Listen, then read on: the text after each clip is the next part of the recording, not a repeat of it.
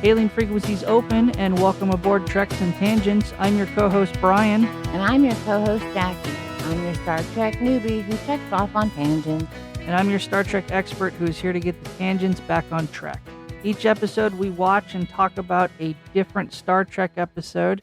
And this week we watched Star Trek, the original series, Season 1, Episode 2, Charlie X.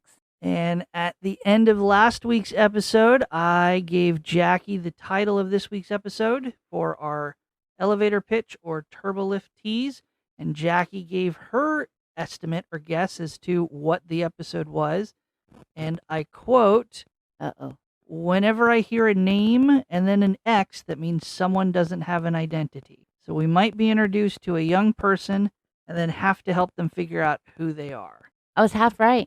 I'm going to give you half credit, not because you were half right, because those who tuned in last week, you heard Jackie watched part of this episode last week, so she had some insight as to what this episode was going to be.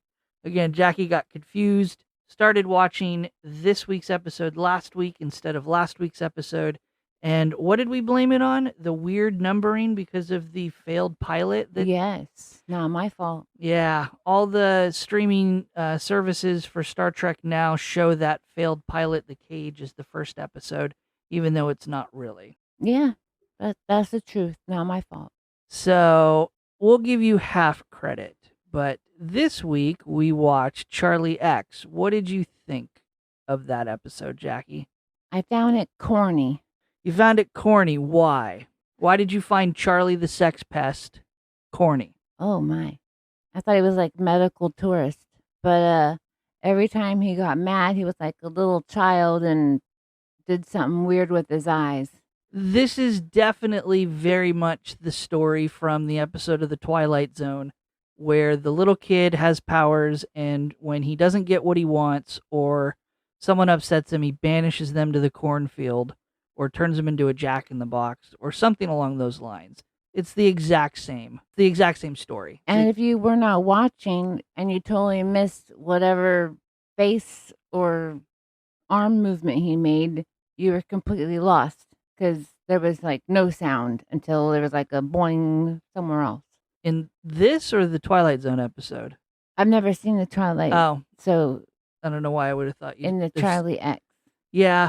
I mean, he makes that stupid little face where he rolls his eyes into the back of his head. Only when he's angry. So, again, he had like 3 different facial expressions that that were like showing his amount of annoyed or anger or randomness. So, yeah, there was like no, what's the word? Connectivity? I don't know. Okay. Does that make sense? Not at all, but thanks for trying. Yeah, no, it's got some problems this episode for sure. I have some issues with it, as I think anyone who watches it would have some issues with it. This is an actor that is generally praised for their performance of Charlie. I'll give him credit. Okay. He does portray Charlie very well. Yeah. For what the character is supposed to be. I don't have any issue with his acting abilities. I just have an issue with how the episode was written and how it played out, I think. I mean, straight from the beginning, when the 2 people drop him off, there's like, they're supposed to be nervous, anticipation, please take him, but it's all in their face, and they look like they have to go to the bathroom. That's a good way to put it. Yeah, there's definitely there's some things about the episode that could have been expanded upon. Again, we'll get to it and talk about it in the episode description or the episode recap, but there's other parts of this episode that suffer for outside reasons, and we'll get to it in the fun facts, but this was an episode that was very rushed through production for a variety of reasons. There were a lot of things that were planned for this episode that did not take place, and I think the episode ultimately suffers from it. Yeah, big time. especially for someone who doesn't know what they're watching. I could see that for sure. So, Because I really enjoyed last week, and then you're supposed to keep me entertained by this week, and now all that was entertaining was the pretty bodies. Some people were shirtless. We got Janice in a cute little nightie. we got Captain Kirk in his little sexy open V-neck shirt right in the beginning. Yeah, hotties be hottin', but you have to again watch it. You can't just have it in the background. Sure. Well, with those thoughts in mind, Jackie, why don't you walk us through the episode? Happily. So we got our captain's log, and it is captain's log 1533.6. I think your impression's getting better of Kirk. Thank you. I'm working on it. And he is talking about moving to vessel Atari's. And Tari. And yes, I can't even say anything. And Tari. And I even had the CC going. So, yeah. I don't know that a closed caption service would necessarily get all of the foreign alien non-English names correct, but okay, that's my certainly if you watch this episode or listen to these episodes, I should say watch these episodes and pull up a transcript that we make of these episodes, it does not get half of what we say correct, but I'm also too lazy to go back in and edit the transcript, so. Got it. Well, we start out though in the Enterprise bridge, like right away, and we're told, "Hey, we're beaming in because we got to give you this kid." Yeah. Like no discussion, just like, "Hi, neighbors. We're done. Take this 17-year-old off our hands." But it's a cargo ship, and he's a castaway, so that makes sense. Like, you don't want him to die in a cargo. Well, hold. they beam him on board. The captain, the first officer of the cargo ship, and Charlie in the transporter room. And it's half mentioned that Charlie was found on a planet. They don't really get into a whole lot of detail of why he's there, how he got there. But I would assume that they're not just getting rid of Charlie because of his powers and his abilities that we'll come to learn he has, but on paper, the reason why Kirk and the Enterprise is accepting Charlie is clearly a 17-year-old has no place on a cargo ship. They have different missions, they have different responsibilities they can't keep track of and care for a 17-year-old, so they're turning him over to the Enterprise, again on paper, so that Charlie can make his way back to his people or relatives, his own kind, on Colony 5. And the captain and the first Captain Raymond and his first officer navigator Tom Ellis are saying all about Charlie's praises. And then while they're talking, Charlie keeps interrupting him, but they're like, never mind. And of course, Kirk is like, that's unacceptable, but okay. Yeah, Kirk's pretty clueless at this point. He doesn't seem to be picking up on how nervous and how anxious the captain and the first officer from the cargo ship are in regards to Charlie and wanting to get the heck out of there. And then Charlie is like, wow, and there's lots of people on here. And Kirk's like, 428 to be exact. I thought that was cool. And so they just keep talking about Charlie. And Charlie even refuses to shake Captain Kirk's hand. I noticed that. And I was like, naughty kid already. Well, he's got an ego. He's just very full of himself. He's just spent, let's say, a couple of months on this cargo ship, easily controlling the crew who obviously know that he has powers, because why else would they be nervous about him? So he's just spent the last couple months as a king and doing whatever he wants as a spoiled, entitled 17-year-old. And I think that is more of the reason why we have Charlie's behavior compared to the argument that, well, he's been alone on a planet by himself for many years and he just doesn't have social skills. I think that's part of it, but I think it's more that he just has a giant ego with his powers. That makes sense. And then Kirk learns that he has family relatives on Colony 5, and they agree to take him there. Right, the whole reason for the rendezvous. And so the other captain and Navigator Ellis are like, all right, see you later, and beam back to their ship. Very quickly, they turn down a meal and rest and everything. And access to the Enterprise's entertainment, quote unquote, tapes. I'm assuming we don't see them, but that's going to be the version of leisure and recreation on a starship at this point. And they very much are, no, thank you very much, but we have duties, we have to go, thank you, take off, bye, leave us alone. And you're right, they get the hell out of there. And so Captain Kirk asks Yum and Janice, who we love, and who just entered the transporter room. Yes, and Captain Kirk just asks, can you show, this is Charlie, can you show him where to go?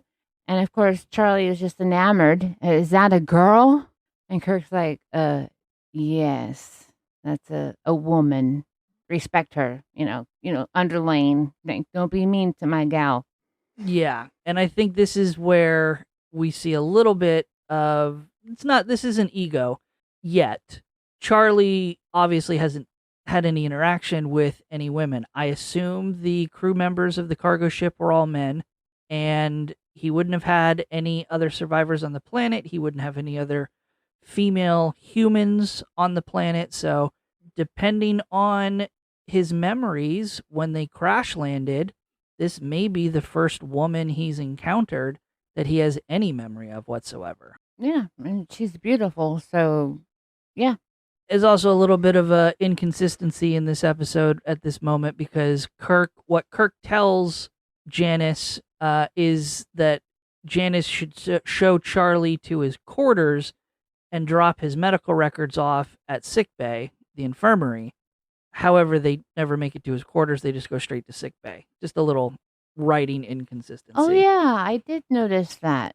Yeah, I had to go back and remind myself that was what happened. But yeah, and his papers or history is called a dossier. It was like a little book. Yep, we have those here too on Earth. Oh, well, it was really cute. So we have the opening credits, and then we find ourselves... I really liked the opening credits this round. I don't know what was different, but as a musician, I rewound it twice. Okay. I don't know why it was different, but I really, really liked it. I don't have the fun fact to the opening credits for this one. I do know that in these early episodes, the opening credits are a little inconsistent with how they give recognition to some of the actors and actresses with the title cards. I know some of the episodes show a different model of the Enterprise and are shot a little bit different. I believe this is one of the first episodes we see that is using a more modern and becomes a standardized opening credits, which is probably why you liked it better. Okay. But we find ourselves finally in the sick bay. Yes. And Dr. McCoy is, and again, with our addition to our captain's log, that's where we do learn that Charlie was 3 when his plane, I know it's not a plane, but his aircraft, his ship crashed or exploded, whatever. He was 3 years old, and he lived all by himself, assuming, for 14 years. And we're in the sick bay, and Dr. McCoy is asking him, how did you survive that long? What, do you have any memories? What happened? And Charlie ignores him. I mean, he's like a normal 17-year-old kid. Yeah, McCoy's focusing specifically on how did you survive? How did you eat? And Charlie gives a non-committal, vague answer of there were food rations for a while, and then when those ran out, I just found things on the planet to eat. And McCoy's not really buying the story. He's definitely skeptical that a pre-teenager, once he runs out of food rations, would be able to find edible things on the planet and not end up poisoning himself or getting sick. And he notates how immature he is. I thought that was funny. Yes. And we get that first kind of unsettling moment from Charlie where he asks McCoy if McCoy likes him and commenting that the crew of the cargo ship didn't like him. That's why they wanted to get rid of him. McCoy kind of shrugs it off again as just the awkwardness of a 17-year-old boy with no social skills.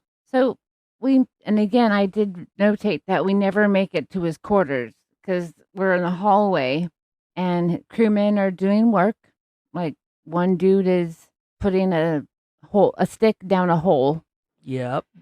And Charlie is just watching him with a giant smile on his face. Yeah. One, it's kind of weird that he has free reign of the ship. Kind of awkward. Yes. Especially because he's part of this scene is he's watching people climb out of access hatchways and stuff, and that seems kind of like that might be a more restricted area. No idea. They're doing busy work, but he's super excited. He gets to see new things. He gets to interact with new people. Again, who knows how long he was on that cargo ship? Several months at least, and he probably got very bored. And then two people kind of come out of like a slide. I imagine a slide at the playground. Yeah, like an access hatch. And they're like, yeah, like, good job, guy. Let's go do something else. And like a general dude on a football team, one of them slaps their butt as they walk out. And Charlie's like, cool, new thing to do. Yeah. Knowledge unlocked. Ass slapping. Which comes into play in just a moment. And so he thinks it's normal. So a normal thing to do, why not? So then he runs back into our gal Janice in the hallway, and he is just like, I have a gift for you. And what exactly is it that he gives her, though? It looks like a jewel, but then it's like a perfume. It's a perfume bottle. It's specifically a perfume bottle or a scent that he seems to instinctively know is Janice's favorite. And she tells him that, and she's like, why don't you come to the rec room with us? Well, specifically, she says it's her favorite, but she's confused because... How did he know? Replicators are not a thing yet. Everything is still physically produced. What's a replicator? So a replicator, you'll learn in later episodes, is technology that can literally transform matter into whatever you want. So I want one of those. If you with some limitations, but most specifically it's used for food.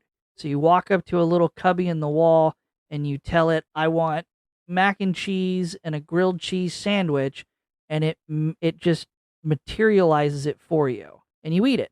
That sounds fantastic. It is, but it is not a thing yet. So if replicators had been a thing, it wouldn't have been a big deal. Charlie would have just gone to the replicator and said, make this perfume. But because replicators are not a thing, and because Yeoman Janice knows that they don't have that perfume on the ship in the ship stores, in their inventory, she questions where he got it from. And he doesn't answer. He doesn't tell her where he got it from. But she kind of shrugs it off. And you're right. There's the awkward back and forth where he wants to spend time with her and talk with her. She has to work, but she brushes him off with an invitation to join her after she's off work in the... Oh, yes. She's off work at 1400. Right. So and you're like, does he know military time? I would assume so. On the cargo ship, they probably would have used military time. Is it called military time in Star Trek? I don't know. I have no idea what the official term for military time is in Star Trek. I am stumped. Congratulations. Yay. Well, anyways, she starts to walk off and he slaps her on the bum. And she's like, oh my, we don't do that to ladies. And you should go ask Captain Kirk or Dr. McCoy just why. Yeah, she very much avoids telling him why it's inappropriate. She does stress that it is inappropriate and he shouldn't do that. But as to the why, she pushes that question off for him to go ask McCoy or Kirk. Yeah, it's not her job to tell him. He should know better. In her brain, I'm assuming. I think she knows. I assume that Janice is smart enough to know his background, his lack of interaction with other humans. So I'm going to assume that Janice doesn't place that burden on Charlie to know how to act, but she is very firm in letting him know this is inappropriate. And I think that's why she's firm, but she's not angry. She doesn't yell at him. No. She's just very much, you can't do that. That's not appropriate to do. And a strong male figure could help straighten him out. Strong male figure's what saves everyone in the end. I already know. I can see the future. But anyways, we're back on the bridge, and Captain Kirk, Spock, and McCoy are there chatting. They're like, what are we going to do with Charlie? Oh, it reminds me of like the Sound of Music. What are we gonna do with Maria? And that's the wrong words, but they reminded me of that. I'm glad that we got the song slightly wrong so that we don't get a copyright strike. Nope, can't sing music. Well, it just reminded me of that. So back to outer space. And this is when, though, we learn about his, like a race, I'm assuming, the Thasians? Thasians? His people? No, not his people. No? It's not very well... That's what it made me think. Yeah, it's not very well explained. Spock is speaking of a group of aliens that are theorized. They exist in legend or they exist in myth. They'll hint on it a couple times. Oh. They supposedly inhabited the planet that Charlie was found on, but there's no evidence of the Thasians themselves. Spock, in this scene, if I recall, is half pitching this idea of Charlie didn't survive on his own. He wasn't smart enough and incredibly lucky to be able to find food and nourishment and shelter and all the things needed to survive on the planet by himself. He clearly had to have had help, which is evidence that the Thasians in fact exist. But we are diving far deeper into that than the show ever does in this episode. That makes sense, because he then Spock does go, why lie if you had help? And then he discusses, then he just moves on to there's no disturbances in the area. He doesn't see how anything can happen. Yeah. Because he's just working on the whole history of the last 14 years. Right. Well, and we will eventually piece together why Charlie doesn't mention the Thasians in any form whatsoever, because he doesn't want to go back to them. And then Dr. McCoy is told that he needs to educate Charlie on the human body. And then Spock again reminds us that the planet would not have the proper plant matter to support humans. Right, because he's pushing this theory about the Thasians. I really liked that conversation, because I thought these people were real, but now you told me they're not. So no, I said that there was no evidence up to this point in the Star Trek universe to support their existence. They are in fact real. We know they're real. Spoiler, who shows up and takes Charlie at the end of the episode? Oh, is that who it is? God. Yes. Oh, I am so just kidding. Yes. They chased Charlie down. Charlie was stolen from them, or Charlie escaped from them. Oh, I just thought Charlie was not rescued. I thought they found a foster family. Oh my God. Spoiler alert for those who haven't watched the episode. So then we just jump right into the rec room. Well, we have to assume that a certain amount of time has passed, because Spock can't immediately be on the bridge and then in the rec room. So this is implied that a certain amount of time has passed. Spock is now in the rec room. Janice is off of work. She's in the rec room with your favorite, the space vixen. Uhura. Or O'Hara, whatever. Uhura. Well, I love her. But anyways, another thing about this episode is we see a lot of recreation. I know that sounds dumb, but they're not just doing jobs. They're doing fun things. You're right. There's a lot more life, and there's also we'll get to a little bit of those reasons in the fun facts as to why the episode looks the way that it looks. And this is an episode that takes place entirely on the Enterprise. There is no scene that takes place not on the Enterprise. So, Right. I thought it was a good thing that we got to see more like that slide thing. I know it's on the slide, but like different ways of moving around, not just the beaming and the turbo lift. yeah. So they're definitely using, from a production point, they're using more of the set, or we'll find out, reusing parts of the set to pad out the episode, which is why you are seeing more of the Enterprise. Oh, interesting. Well, in this one, it is a musical because my gal, first of all, it's opening up and Spock is playing this stringed instrument. And first, it's like a dark, rocky sound. And then Uhura is like, whatever, I'm going to sing whatever I want. So she starts singing, and Spock gives her an annoyed look. But then he changes key and makes it beautiful and melodic. And she sings another song all about the Enterprise itself. And it was just like, wow, this woman is very talented. She's very comfortable in the spotlight, and I think wants to be in the spotlight. Yeah, she's entertainment for everybody. She's And a social butterfly. The actress herself is very talented. Yeah. I mean, I would imagine she's singing, not lip syncing. No, she's definitely singing. But then Charlie pops in, he interrupts everything, and Janice is like, ugh, this guy. Well, he tries to interrupt everything. He very quickly looks around the room, fails to read the room, and then as the song is going on and everyone's listening to the song, he wants Janice's attention. So he tries to get her attention by tapping her on the shoulder, and she very much is like, oh yeah, it's nice to see you, and then turns her attention back to everyone else, and you can tell Charlie's a little annoyed at that. And then Uhura has changed her tune and is making a cute little song about Charlie. Which I don't think Charlie liked. No, he stole her voice like Ursula. Yeah, so I don't think Charlie enjoyed.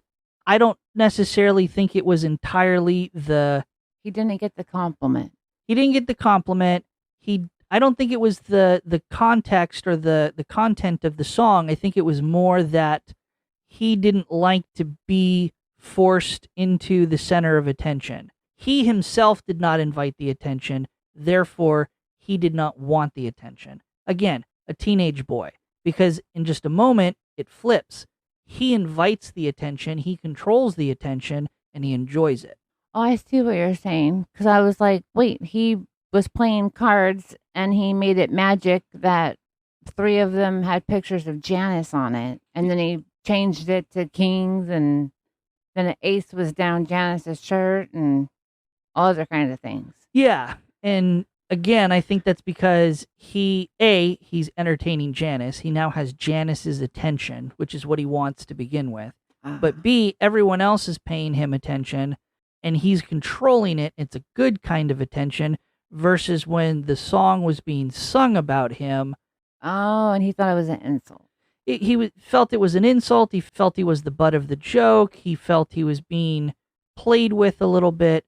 And so I don't think he enjoyed that attention, because it's important to point out here, I have it in my notes, he uses his power to take away Uhura's voice. Therefore, everyone's attention goes back to him. And can we just talk about that for half a second?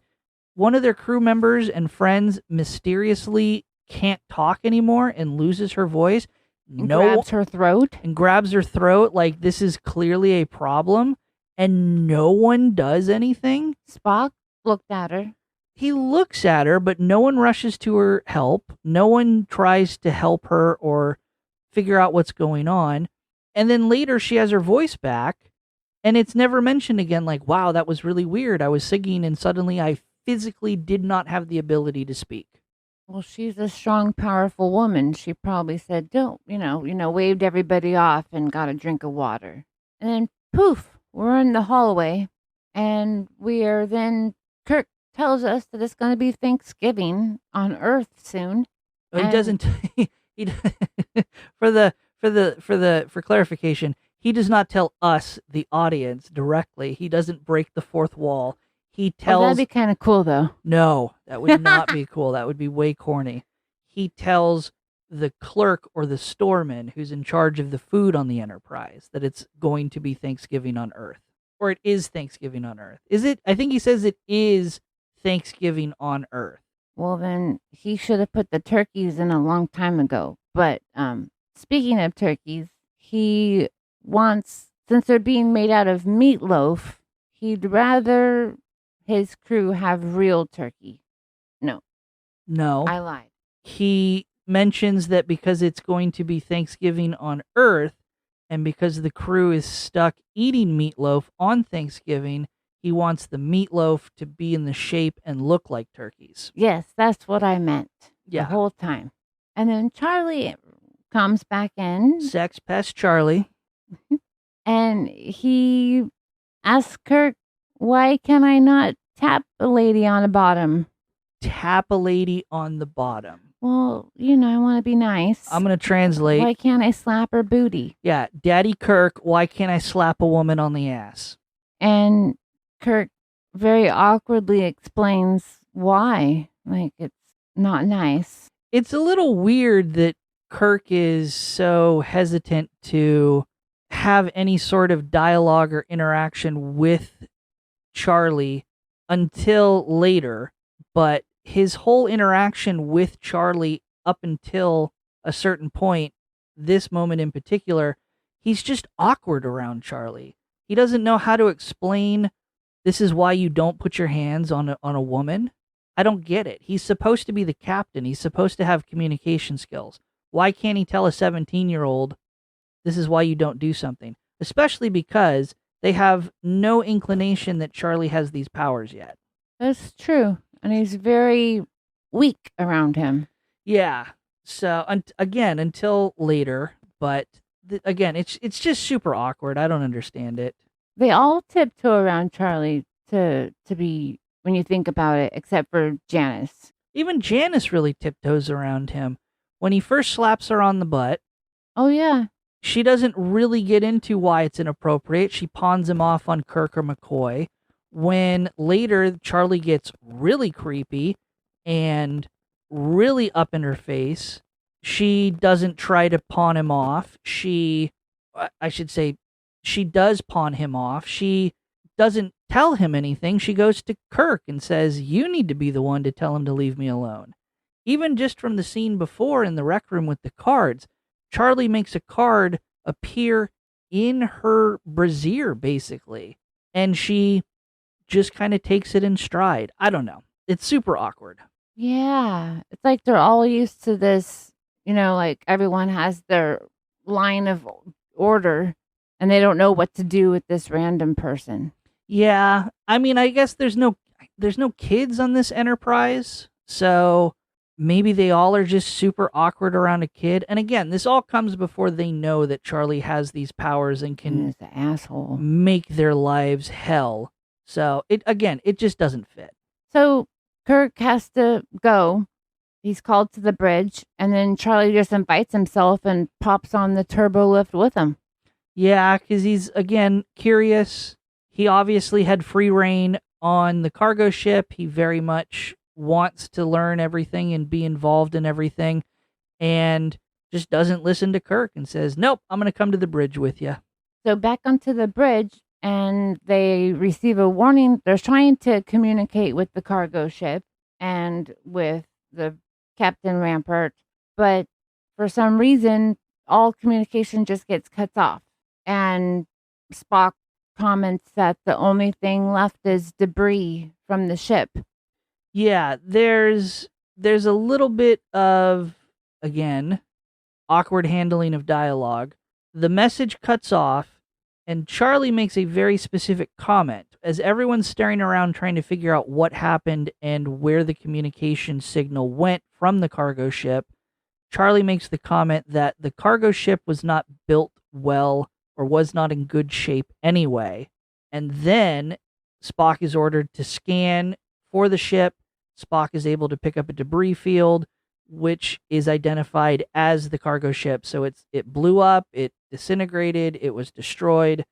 But Charlie's comment very much outs him as knowing that that cargo ship was destroyed before he had any real reason to know that. And had you not been watching the show, you wouldn't have seen his face do some weird scrunch. His little eye roll. Yeah. So you'd have no idea. But anyways, then it just goes back to our Thanksgiving, and Kirk is told that the meatloafs are actual turkeys now in the oven. Yeah, the clerk or the storeroom person calls up to the bridge to report that all the meatloaf in the ovens are now turkeys. And then a weird ass laugh, and Charlie just leaves. Yeah. And then we're back in the rec room. Da, da, da. I think it's the same rec room. It's a different camera angle, so I don't know if this is the rec room or private quarters. I'm assuming it's some kind of communal space. Yeah, like I would envision like a giant gymnasium, like a gym. They got different places over here. This is where we have our weird chess set that has 3 levels, and some of the pieces look like butt plugs. Yeah. Yeah, I was very concerned. I think they just look like regular chess pieces, but no, I mean, yes, they do have, yes, they have that profile, but these are not special chess pieces. These are, in fact, chess pieces that are just standard chess pieces. Okay. Some of them look weird. Very. And it's literally three tiered cake. It's several levels. Yeah, it's 3D chess, which is something that continues on throughout all of Star Trek. Okay, I'd imagine that. I think you can buy 3D chess. There's actual 3D chess sets and rules for 3D chess that have been created out of this. Oh, that's kind of cool. Yeah. I don't know. I mean, it was really beautiful until I watched it again. I was like, oh, because, I'm obviously weird. And it's actually Kirk and Spock. They're the ones that are playing chess. With the butt plugs. Yes. And Spock, they're discussing Charlie. And Spock actually thinks that Charlie knew ahead of time why that the cargo ship was going to explode or, be a mess. Yeah. Something's wrong with Charlie. Spock picked up on that and has pointed it out to Kirk. I think Spock was the only one that really understood the meaning of Charlie making that comment. I think Spock is just special because he doesn't have that human empathy kind of thing. Does that make sense? Yeah. Because, the last episode, he picked up on things also that the humans didn't. Yeah. Well, and that's Spock. That's his Vulcan mindset. That's his ability to think outside of the box and very logically and problem solve without the burden of emotion or other things to get in the way of analyzing a situation and logically coming to a conclusion. But then Charlie is it's like Charlie knows they're talking about him and he just arrives. Doesn't knock, just walks in. And Kirk is like, after he loses to Spock, he offers that Charlie play. Well, no, Kirk wins the game of chess. Did he? Yeah, Kirk wins the game of chess, and Spock makes the comment that Kirk plays in a very chaotic and unpredictable, illogical way, and that has the advantage over Spock because Spock is trying to analyze him on what a skilled chess player would do. This happens in poker when professional poker players play amateur poker players, and the professional poker players seem to know how they all would play certain hands. So when they're trying to analyze what the other person's hand is, an amateur won't exactly do what a professional would do. They'll do something unpredictable, which means that the professional poker player has to almost guess, and it takes away the advantage of what they perceive to be the right move. So yeah, Kirk wins that game over Spock. Huh. Interesting. Well, anyways, Kirk gives up his seat and Charlie takes it. And, here, Spock, teach Charlie how to play chess. And Charlie's like, I already know how to play. You don't got to teach me. Yeah. And Kirk. He's very egotistical now. Like, he's getting more and more jerk face. Yeah. And Kirk leaves. Charlie was excited to play chess and interact, but he wanted to interact with Kirk. Exactly. And he's disappointed when Kirk says, yeah, you can play chess. And it turns out he means you can play chess with Spock. I'm going to fuck off and I'm going to leave. And so Charlie is grumpy and moody that he doesn't get to play with Kirk. So they do end up playing, but Charlie cannot stand to lose. Like, he is angry that he loses. In 4 moves, he's checkmated by Spock. And Spock was like, that's the wrong move. Like, he was going to give him a chance to change it. And he's like, no, I chose this. Oh, well, you lost then. And Spock leaves. And our dear friend Charlie melts all the white pieces.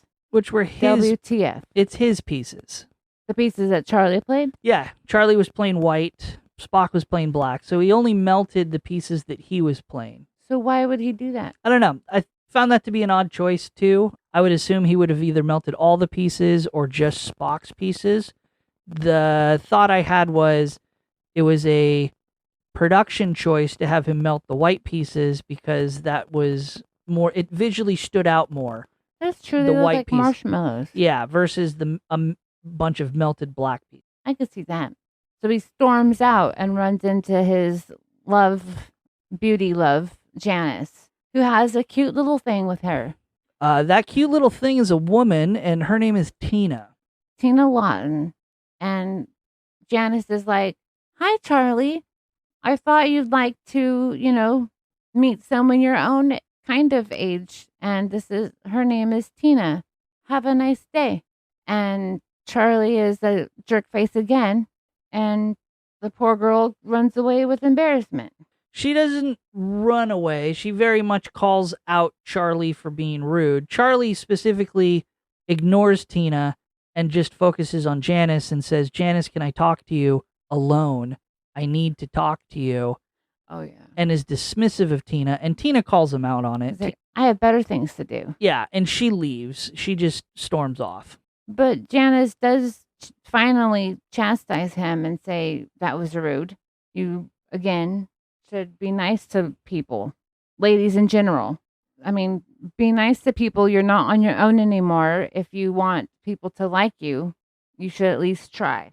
And then he continues to go on about how much greater she is and blah, blah, blah. This is the scene where Charlie earns his title sex pest. Charlie's a sex pest because every time he talks to Janice, it's very much, I want to be with you. And in this scene, he is over the line, inappropriate, talks about how infatuated he is with her, how much in love he is with her, makes the very inappropriate comment that all the other women are just women, but you are Janice, and you smell like a woman. And I was like, whoa, that's the wrong thing to say, buddy. But oh, yeah, that was really weird, too. Like, how do you know what a woman smells like when you've been all by yourself for almost 20 years? Yeah, he's trying to express to Janice that in his mind, she is above every other woman on that spaceship. But boy, She's that dream gal. But boy, does he not pick up the clues that she's not into him, and boy, does he not pick up the fact that he is being very inappropriate. But and then we jump back onto the bridge, and Janice and Kirk are discussing how bad Charlie is. Janice is like, Kirk, you need to do something about this. Yeah, this is, I mentioned earlier, this is the part where Janice doesn't really stand up to Charlie in a way that I think she should.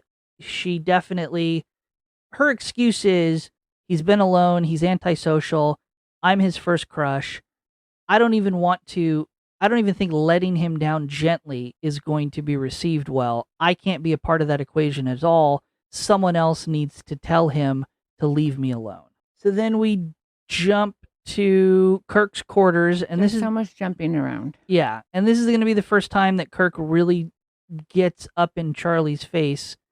He does confront Charlie about the melted chess pieces that have been discovered, and Charlie doesn't know anything about it, he says, and he tries to leave, but Kirk sits him down, and Kirk very much lays it out and tries to have that talk with him about women and how Charlie can act around women and take it slow, how not to be such a sex pest, and gives him a little bit of advice. And then Charlie says, "Great, I'll apply that toward Janice." And then Kirk drops the bomb and says, "No, you can use that information and act that way toward women and be successful in courting and dating someone, but it's never going to be Janice."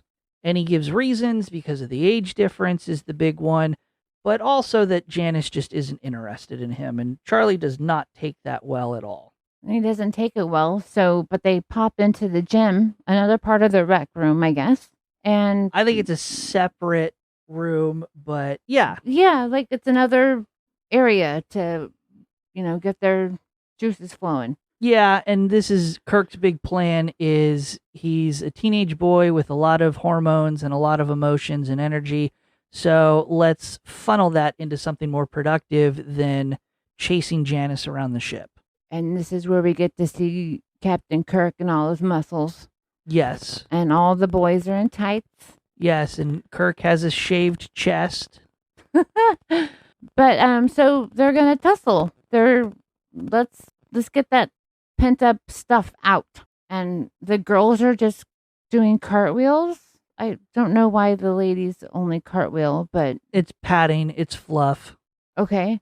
So we're cartwheeling while the boys are fighting because Charlie doesn't want to just do somersaults. Yeah, Charlie doesn't want to learn from Kirk initially because Kirk is just showing him how to fall. And Charlie says, "I don't want to learn how to fall. You told me you were going to teach me how to fight," which I guess was mentioned off camera.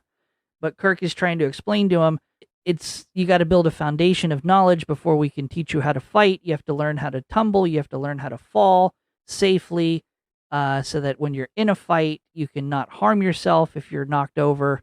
But when Charlie doesn't respond well to that, Kirk says, "Well, then fine, if you don't want to learn how to fall and I don't want to teach you how to fight and be unsafe, let's at least show you some grappling moves and how you can throw your opponent. Maybe you'll be into that, kid." And then, but he's embarrassed because he gets thrown. He gets thrown hard. Well, I wouldn't even say hard. No, he gets into a position with Kirk where Kirk and him are grappling, and Charlie has no knowledge, so he's obviously not going to be able to successfully throw Kirk. Exactly. And so Kirk just does what he does. He just throws Charlie as part of the move. And another crewman that's in there doing his own workout, Sam, he laughs. He's like, "Oh, that's funny." And Charlie is pissed off, and Sam disappears. Charlie makes Sam disappear with his mind powers, which is... That's when we get like that weird, like, until now, we haven't seen these weird rollback eyes. And then it just is like rollback eyes. If you weren't watching it, you'd miss it. And Sam, poof, gone. Yeah, and this is the turning point of the episode because this is the first time that Charlie uses his mind powers in such a way that is so obvious to someone else that there's no denying it, that Charlie is the cause of all of these strange things happening. And then Kirk is like, "No, that's not happening," and calls for security. And again, security, gone. Well, he makes their phaser disappear. Oh, yeah, like they were disappeared throughout the entire ship, not just that one that was pulled out. Right. I thought that was weird. Well, I think it shows that Charlie has the ability to affect and use his mind powers on a much broader scale than what is directly in front of him. But we already kind of knew that because he was able to reach out through space and cause the cargo ship to explode. Oh, yeah, that's true. Yeah. So Yeah, and Kirk is like, that is not going to happen. But for some reason, Charlie has some respect and does not make Kirk disappear. No, it's explained a little later, but in this instant, when Kirk stands up to Charlie, because clearly he doesn't want to go with security to be confined in his quarters, Kirk stands up to Charlie. It's never mentioned, but No. my theory is Kirk views Charlie as a bully, and what's the best way to deal with a bully, especially a teenage boy, but to stand up to them to show that the only power that you have over other people is when they allow you to have power over you. And if you stand up to the bully, they in fact have no power because there's nothing else coming behind that.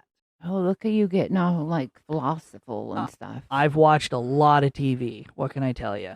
So, but now we pop back into the meeting room though, and Spock, McCoy, and Kirk, they're like the three amigos, the rulers. They're talking about Charlie again. What are we going to do about him? But they say he is not an alien. He's definitely humanoid. Yeah, because Spock is again pushing this idea of the Thasians, and Spock briefly entertains or puts forth the hypothesis maybe he has these powers because he is a Thasian. That's in legend, in myth, the Thasians have this ability to. But yet they're humans? No, they look human. Oh, They are humanoid in form, but they are not humans. They are aliens. Just like Spock is humanoid in form, but he's a Vulcan. He's an alien. that's really weird how they say, oh, well. But they confirmed that Charlie is not a Thasian because McCoy did that exam Oh, on yeah. him all the way in the beginning. And so McCoy is the one to rule out that theory to say, no, he's human. He just has these powers for some reason. Like a Marvel person. Yes, like a superhero. And then somehow Charlie enters the meeting room again because he has no boundaries. And he does confess that he blew up the cargo ship and maybe he'll blow up the Enterprise. Yeah, he's not quite sure. One jerk. Yeah, he said he blew up the cargo ship again, saying that the cargo ship crew didn't like him and wanted to get rid of him. And of course they would. He's a jerk. He has this undeniable power to end people, to kill them, to control them with the threat of killing them. And so, who would like Charlie when he uses his powers that way? So when they disappear, they do die? No, because we find out later they're just suspended. But he probably could kill them if he wanted to. I would imagine Charlie would have the ability to directly kill someone by a wide means and methods, such as making their lungs disappear. Oh, jeez. But he doesn't do that. I don't even know if he has that control over the power. He just is.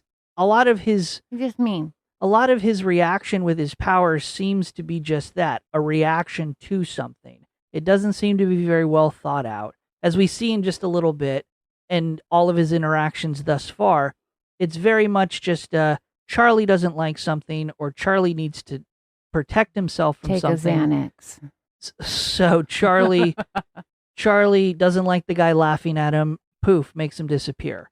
Charlie sees that a phaser, a weapon, is drawn on him. He makes not only that weapon disappear, he instinctively makes all the weapons disappear. So. Okay, that makes sense. So Kirk, we're out of the meeting room. We're back on the bridge. We got places to go, people to see. And he tells our good friend Uhura, oh yeah, to message Colony 5 and let's get this kid over to them. Nope. Take 2.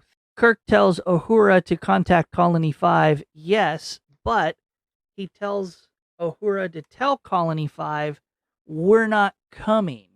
And he tells comms, or the other crew member, to change course away from Colony 5. They don't want to take Charlie to Colony 5 and pawn him off on another colony and make him their problem, because it's just going to be worse. He's going to have access to a bigger group of people. He's going to get more egotistical. A planet. So they got to figure out what to do with Charlie without dumping him off somewhere else. But he makes her board explode. Yes, because Charlie wants to go to Colony 5. Just like Charlie was excited to upgrade in life from a cargo ship with 20 people to a starship with 428 people, now he's trying to upgrade his life again and go to a colony with thousands of people. And while they're doing that, Charlie pops in and interrupts what Spock is saying, and now Spock is reciting poetry for no reason. Like, Yeah, because again, he's being stupid. He's being mean. he's trying to keep control of the situation. Spock was going to report some kind of readings that would possibly, I don't even know what the readings would have been because it's obvious that Charlie's doing this, and but it's just a way, I think, for a funny moment to show the audience that Charlie has the ability to control others, that he has these abilities. But he's knocked out their comm system so they can't call anyone. He's taking control of the navigation of the Enterprise, so they're going to continue on to Colony 5. And he very much makes it apparent that he is in charge. But And he goes after Kirk. and again, Kirk stands up to Charlie and doesn't win anything over, but at least forces the stalemate that Charlie leaves the bridge. But he runs into our girl Tina in the hallway, and she gets turned into a lizard, An iguana. an iguana. Yep. That makes no sense. Again, I think it's just fluff. I mean, at least she is still with us, as far as we know, but she's now green. Yeah. But Charlie goes to Janice because that's been his goal the whole time. And he just walks in. He's like, hello. And she is surprised, and he gives her a flower. Yeah. Specifically, she's in her pajamas. And Janice is not happy. She activates her comms, trying to get to the bridge, saying what's happening, and Kirk and Spock are on their way to rescue her. But he stalls them. They're up against the wall, and I love it. Janice slaps him, Charlie. Yes. The first time that Janice Finally. really stands up to Charlie. But then she disappears. He got mad. Charlie gets mad. Charlie has another reaction to a situation without thinking, and he uses his mind powers to make Janice disappear. And then he threatens Kirk that you better be not, play with my rules or I'll make more people disappear. Yeah. Ugh. He tells Kirk that he could make Kirk disappear just like Janice, but he needs Kirk to run the Enterprise. Charlie can't run it by himself. He could control the cargo ship by himself because it was smaller.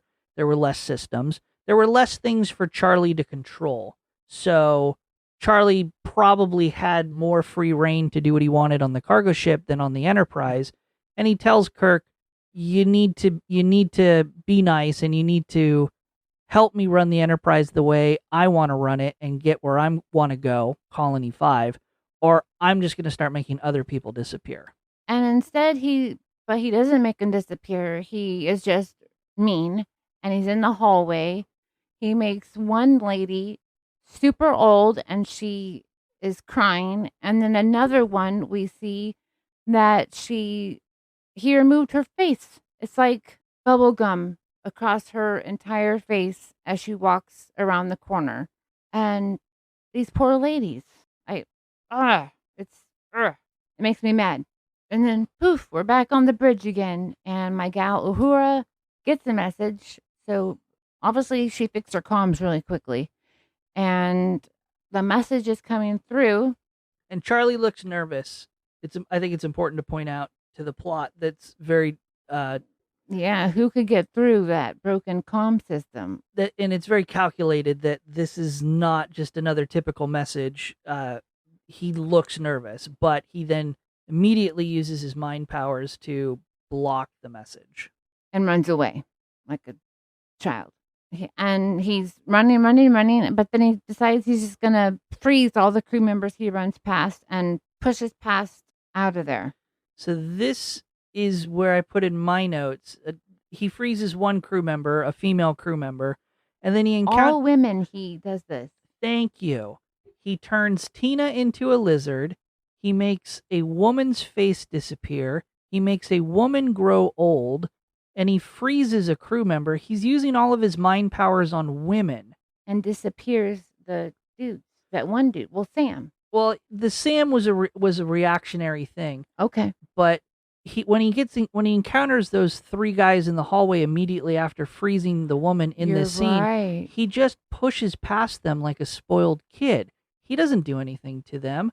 It's also up for interpretation, but when he takes away the woman's face in the hallway a couple scenes prior, she's laughing and talking with other crew members who are men. And You're right. it's open to interpretation. We only see the female crew member lose a face.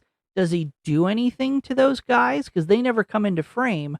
Or do they just stand there shocked that he did nothing to them? He only took it out on the woman. I just found it very interesting that Charlie's going through all this, and these are not reactionary in the sense of preservation. He's not trying to protect himself. He's not trying to... He's harming them.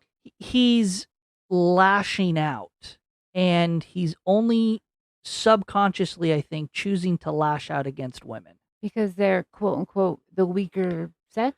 I don't know, or this is just the source of his frustration. Because Janice won't accept him? This is the biggest source of frustration for him, is the rejection by Janice. I mean, I'm sure he's annoyed about a bunch of things, but I don't know. I just found it interesting. Well, he does manipulate Janice. I guess we could get there. So we're back on the bridge after Charlie's little temper tantrum storming down the hallway. And again, we're back to a meeting of, as Jaci dubbed them, the Three Musketeers. And Men of power. Kirk formulates this plan that, because Kirk observes that Charlie hasn't made anyone disappear since he took control of the ship. Jumping back a little bit, when they got the message they tried to message Colony 5, Charlie broke the comm system. He is now running the ship full navigation to keep it on course to Colony 5. Kirk makes the observation he hasn't made anyone else disappear. And so Kirk hypothesizes that Charlie has a limit to his powers and what he can do all at once. So they come up with this plan that Kirk stands up to Charlie, and they stretch out his powers, or they force him to focus on so many different things that it creates little holes in his control, and they can knock him out or tranquilize him in some way. That's really weird, because all this time he's been taking away lady features. Yeah, but maybe that takes less of... juice? Yeah, less power, less concentration. I have no idea. Okay. But, Star Trek theory. Huh. Yeah. But Charlie arrives back, all egotistical. Kirk stands up to Charlie, and while Charlie is forced to focus on Kirk, Spock and McCoy are turning on and manipulating all these extra systems on the bridge in the background. Again, this theory, if they start manipulating things, Charlie has to undo what Spock and McCoy are doing. So it, again, stretches out his powers. It thins out his powers. It distracts him. I see what you mean now. I get it. Okay. So they're doing that, but they're still trying to distract him even so. And then all of a sudden, this giant green head appears. Well, kind of like the Wizard of Oz. Slightly before that, to catch up to the green head. Kirk's plan works. Charlie's powers are stretched so thin, they finally get through the message that had been cut off by Charlie, and it is the other ship. It is the Thasians coming back to get Charlie. Yes. The green head is the Thasian.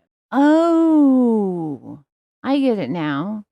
But they look like a human, just a green head, no body. Humanoid is the term we're looking for. See, I said that earlier. So, but in general, if he's just showing, is it like a hologram, or is that how he is? It's...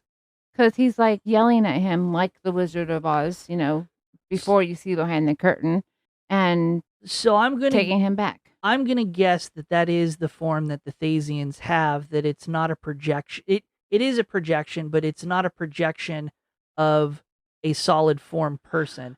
Got it. He makes the comment that they took on that form. I think he says centuries ago, which makes no sense, but I think that's how he exists. They don't have a solid form. They want to take Charlie back, that it's way too dangerous to have him away from them. Like, look at all this ruckus he did.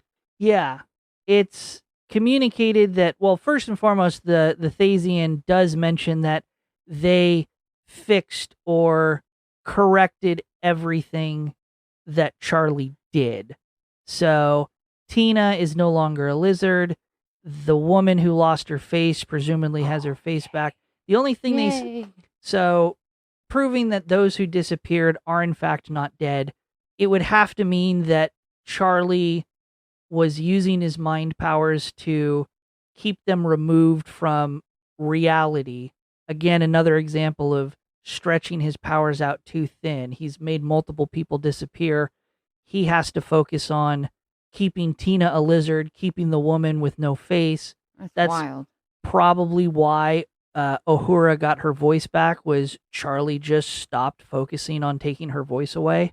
So, and also of note, the Thasians mention that they gave Charlie this power when they found him on their planet in order that he would have the ability to survive. Like a gift, and now he's using it for bad. Yep, because I don't think they ever thought he would be rescued. And who knows? He may not have been rescued. They did say that that Charlie slipped away from them. So he could have just escaped. He could have forced his way somehow onto the cargo vessel. He was a castaway, not a castaway. What's it called? Stowaway. Stowaway. They called him a stowaway at the beginning. That's why the first ship couldn't have him. They didn't have room. Yep.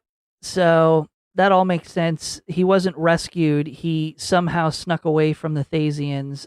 I don't know how. I don't know if the cargo ship was on the planet or he stole a Thasian ship, and I have no idea. They don't get into it, but that confirms he did in fact escape. That makes a lot of sense now. Yeah. And he was having way too much fun with his powers. Yep.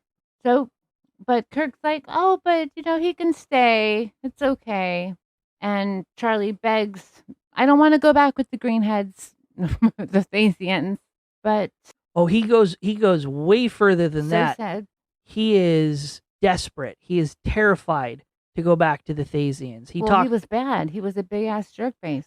I don't think he's scared about being punished in any way. I don't think the Thasians care to punish him. The Thasians just want him to exist on the planet. And he'd be lonely. Charlie makes the comment that he can't even touch them. He can't interact with them. He's going back to the planet alone. Not to rejoin the Thasians, but to be alone. And that terrifies him. I see what you... I see that. I see it now. I didn't get it until now. But, I say bye. Jackie's cold-hearted bye. The Thasians override Kirk's objections, cannot be swayed to let Kirk and the humans find a way to teach him to use his powers. It's too much of a risk, and the Thasians make the decision to take Charlie back. They, in their own form, beam him back to their ship, but it's the same special effect as when Charlie made people disappear. It's terrifying. It's haunting. Yeah. It's scary. It's almost horror. It's almost like a horror movie type moment. It is really, really gut-wrenching watching Charlie beg basically for his life and get taken away. Well, perhaps we'll see him again as a grown-up when he's learned to use his powers for good, and he can join them on the ship somewhere. Spoiler alert from the Star Trek expert, we never see Charlie again in any Star Trek episode up to the time of this recording. Well, there are a lot of Star Trek shows. He could pop in somewhere. Maybe he'll be a Marvel character. He does appear in some books and comic books very briefly as like alternative stories, but no. I I had to stop and think when I was watching this to go, do we ever see Charlie again? Do we ever get to have any sort of alternative conclusion to his story? Nope, never come. A character that never comes back. So, Well, let this be a lesson. Be nice, and you can come back. Be mean, Janice will not let you come back. that's the lesson we'll take away. And roll credits. So, Jackie, what did you think about season 1, episode 2, Charlie X? I did not like it as much as the first one. Again, I watch these things multiple times, these episodes, because I don't know what I'm watching. I'm learning still. And even though I catch more things as I watch, if I look down to pick up something that I dropped on the floor and I miss one of those eye rolls, I have no idea what Charlie just did and I have to rewind. So it was kind of annoying, really, overall. Yeah. I really hope the next one is more exciting because then, I mean, if this is a new show series, this is not really the best one to catch a viewer's attention. No, and I definitely think that was a decision that the network made, of course, not to air this episode. But I like learning about all the activities, though. Yeah.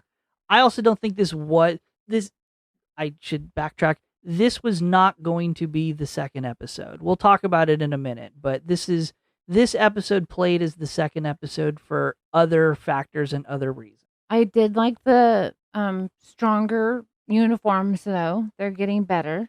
They are getting better. So, but yeah, I didn't like this episode. This is not my favorite episode. This is not, in my opinion, a great episode.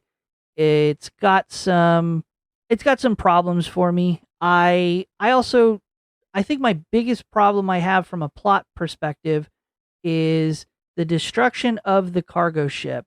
It's very weird to me that Charlie would have the ability to, we didn't touch on it in too much detail during the episode, but Charlie confesses he made the ship blow up by using his powers on an already weakened bulkhead on the ship.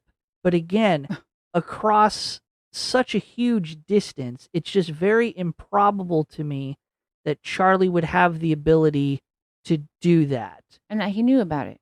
I would have preferred Charlie make the cargo ship explode in the very beginning of the episode, as just after he's dropped off on the Enterprise, as they're leaving, he makes the cargo ship blow up while it's still there next to the Enterprise as a big mystery to then unfold throughout the episode. I think. Wait, it's the same cargo ship that they originally got him from? I thought it was a completely different one. No, it's that cargo ship. They, for whatever reason, decided to radio the Enterprise to try to warn Kirk about Charlie. A little late. Something they couldn't do in the transporter room because Charlie was standing right there. Why they decided to do that, why they waited so long, it unravels. Again, I think it would have been a better writing moment if... Yes, it was right up. Yeah, I'm with you. If Charlie makes the ship blow up in the very beginning, and that is kind of this, and maybe he makes a similar comment, it wasn't very well constructed in the beginning, to immediately plant the seed that something is up with Charlie, to give that initial hint to his mind powers to the crew, to Spock, McCoy, Kirk, so that they can unravel that mystery throughout.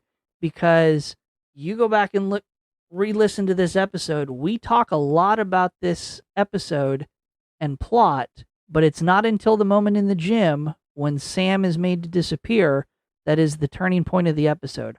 Far too late into the episode. At the end, you're right. Yeah. Okay. So. Oh my gosh. But boo. Yeah. But despite not being our favorite episode, I do have some Tribble tidbits or fun facts to the episode. Yay. And Jackie, why do we call them Tribble tidbits? Because they're the best and they're fuzzy. Yeah. This episode first aired September 15th, 1966. Oh. Robert Walking Jr., who played Charlie, the actor who played Charlie, had training as an actor, as a method actor. So Robert, the actor, chose to remain in his dressing room between takes and not interact with any of the other cast members. This helped develop his character as being aloof and mysterious, and everyone on set praised the decision and praised him as an actor, as a method actor. I think it comes across in the acting. Again, I think the actor did a very good job Yes. acting a character, and it's the writing that makes the episode suffer. But that's just me. No, I'm with you. Yeah, he did a great job, but it was a lot of face and body. So if you weren't watching, you missed a lot of it. Yeah. This is the first and only appearance of the ship's gym. No. The gymnasium itself is the same as the engineering set, so the engineering room, with a little bit of redressing. And the tumbling room with all the female acrobats doing all the cartwheeling is just the briefing room. Again, they just redress it and change the camera angle. Well, that's good. They know how to use their environment. Yep. Robert Walker Jr., again, the actor who played Charlie, was 26 during the filming when he's portraying the 17-year-old Charlie. For comparison, the actress who played Tina, his supposed same-age friend, that actress was 23, and Grace Lee Whitney, who plays Yeoman Janice, is 36. Interesting. The original title of this episode was The Day Charlie Became God, or just Charlie is God. It was changed to avoid potentially upsetting network censors. Again, 1966, don't want to ruffle too many feathers. So the name was changed to Charlie's Law, and then it became Charlie's X. I'm sorry, Charlie X, not Charlie's ex-girlfriend. Huh. The secondary working title, Charlie's Law, was later used as the title of the book form tie-in novelization when they wrote a book. Oh, okay. You said that you liked the sets of this episode. They used, if you go back and look, there's not a lot of gray when it came to the hallways in the Enterprise. A lot of the backgrounds and the walls were brightly lit in different colors. This was a specific choice to help promote the sale of color televisions at the time. This aired as the second episode, not because of the script or the plot, but because all of the scenes, as I mentioned, took place on recycled sets or sets that had already been built on the Enterprise. They needed no new sets. It shortened the post-production schedule, and that was needed because they immediately hit a deadline to finish the episode to get it to air. And we know this also because I mentioned it aired in September, but it was supposed to air in November around Thanksgiving. That's why Which is why they talk about turkey? That's why they have the reference to Thanksgiving and the turkeys. But as they were they filmed it, and they started running into these production problems and the scheduling, so they said, well, wait a minute, this one doesn't need any extra work. It's all done on the Enterprise. We can get that out quicker. So they switched up the order and kicked it out in September. Well, I could see that it was creative because then you got to learn about the Enterprise. Yeah. When Charlie throws Spock and Kirk against the wall, when they rush into Janice's quarters to save her, Spock actually cracks the wall of the set. Literally? Literally. He creates a giant crack in the sheetrock on the set. And that's why he broke his legs. Exactly. Because we didn't mention it, but Spock, he had a broken leg, so he couldn't stand up. They wrote that in the moment because there was no time to fix the set, and there was no other way to hide that crack in the wall without changing a whole bunch of stuff. It was just easier to have Spock sit and lay in that position to block the giant crack on the wall. So this episode has a body count of 20, but those are all members of the cargo ship that are blown up off camera. And finally, Gene Roddenberry, the creator of Star Trek, is the one who voiced the comm message about all the meatloafs turning into turkeys in the oven. That was Gene. And that one line is the only speaking role he has in Star Trek before he dies. But he created it? Yeah, Gene Roddenberry is the creator of Star Trek. Wow. And those are your Tribble tidbits. This is the part of the episode where we rank the episode. Ensign. This is where we pretend the episode is a member of a crew of a fictitious starship that we each have, one starship per season, and we rank all of the different episodes. We have 5 regular rankings: Captain, Commander, Lieutenant Commander, Lieutenant, Lieutenant Junior grade. We also have room for 10, 15 out of 10 perfect episode for the season of Admiral. And then we have the bottom of the barrel, the 0 out of 10, the Ensign. We will post a graphical representation of our ranking as we progress through the season on our Patreon at patreon.com/Treks and Tangents, and we'll post that the day after the episode airs. But Jackie, you blurted it out, but I kind of hold it in. What would you rank Charlie X? Ensign. And why would you rank it an Ensign? Because, yes, it was educational, but I didn't, I could have done without it. Could have done without it. And on a scale of 0 to 10, the Ensign is a 0 or 1 out of 10. It is. I'll give him a 1 since Charlie did a good job. And I'm going to rank the episode a Lieutenant Junior grade. Oh, Lordy. This is the worst ranking that I've given an episode so far. It is 1 rank above Jackie's Ensign. It is a 2 or 3 out of 10. Yeah, I don't like the episode very much. It's it's a story or a plot that is done better in the Twilight Zone episode.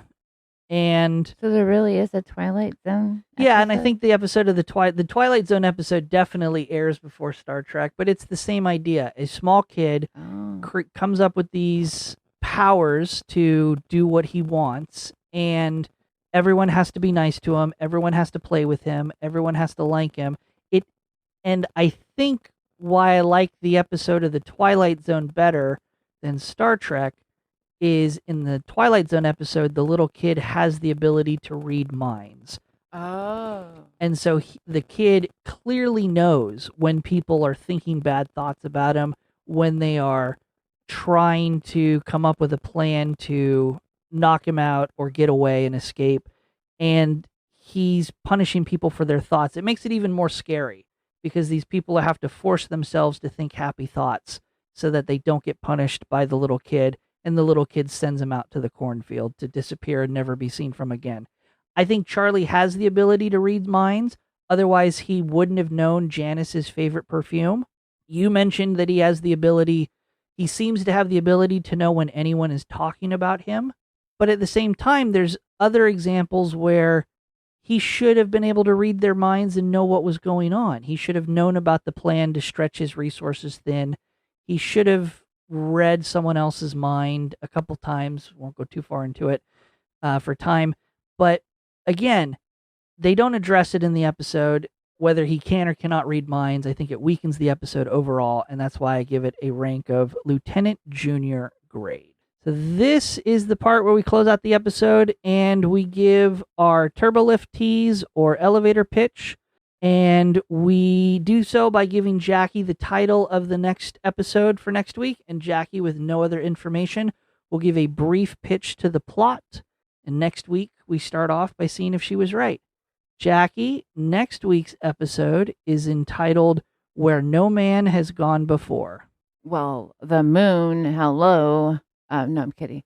Well, I mean, the title alone says they're going to head off into some place, or maybe it's going to be like a Amazonian woman conference and the men have to go in tippy-toe to save someone. We'll go with that, and we'll see if you're right next week. You never know. I kind of am getting good at this. We'll see. If you want more show information, you can find and directly support our podcast on Patreon at patreon.com/Treks and Tangents. Again, we'll post our graphical representation of our episode ranking as we go. Cute.